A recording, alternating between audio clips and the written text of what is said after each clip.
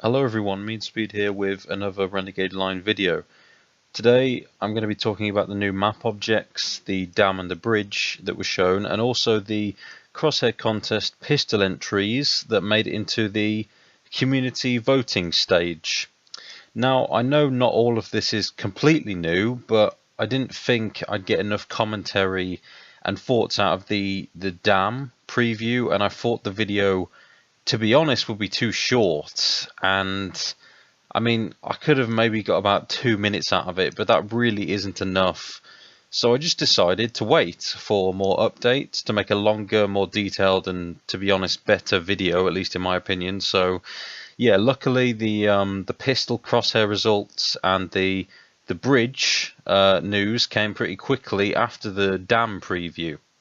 So starting with the wooden dam, I think it's interesting that the developers actually said they're going to replace the houses that are currently in the game with new models in the description, or the article if you like, for this news update, since it could potentially mean that some of the houses on the current map might be replaced with this structure itself. I do think it's quite a landmark in itself though, so perhaps it'll just replace one house in particular on the map, like this one for example.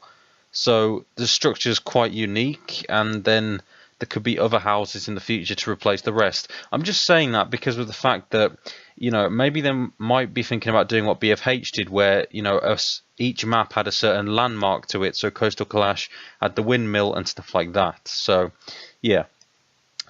So we can walk on the structure, obviously, to fight or do whatever else, which might be foreshadowing entering other buildings in the future and actually being inside and such, which would be pretty interesting, I think. And I'm not sure if the developers have actually spoken about the whole concept of walking inside buildings or not.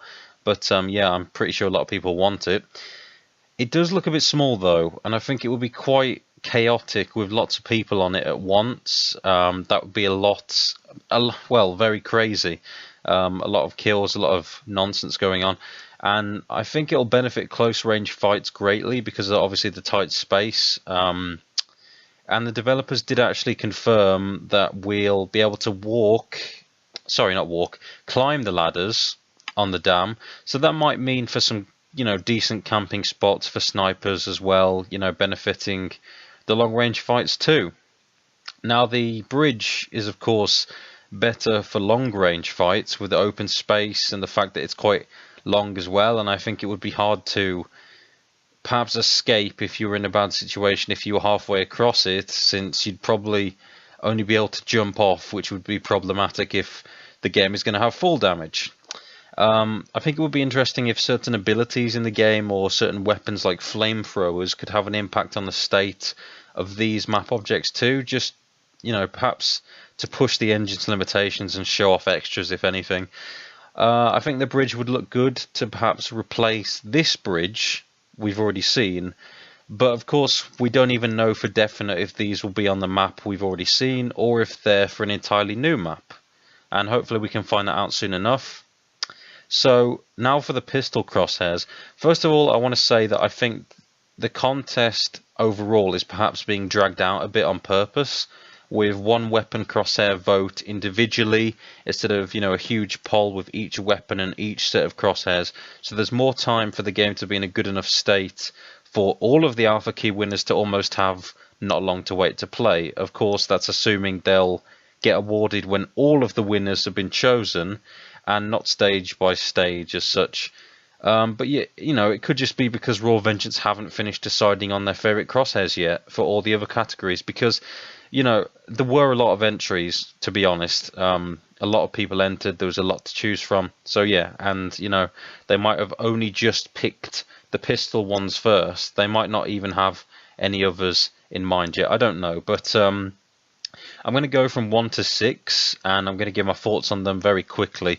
The reason I'm missing out 7 is purely because I'm pretty sure that one was one of mine, although it is pretty hard to tell since many of the crosshairs had similarities, so I can't be sure, but I'm not going to comment on it just in case. I think 1 is good for the competitive style of the game, since the small dot means for some more skill required with aiming. 2 is a really unique design, I think, and I like it mainly because of that. 3 has an interesting design also, with the arrow looking to make aiming a bit easier than 1 does. 4 is also good for skill-based aiming, since the middle line is quite small, though I think it benefits an explosive more so than a pistol personally.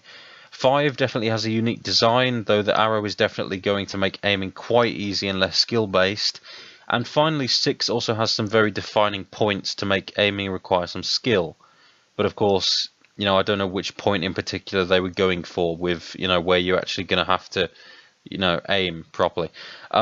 But yeah, all of these, well, the winner, when it's in the game, of course it'll look smaller than on the picture here, but yeah, still I stand by what I said.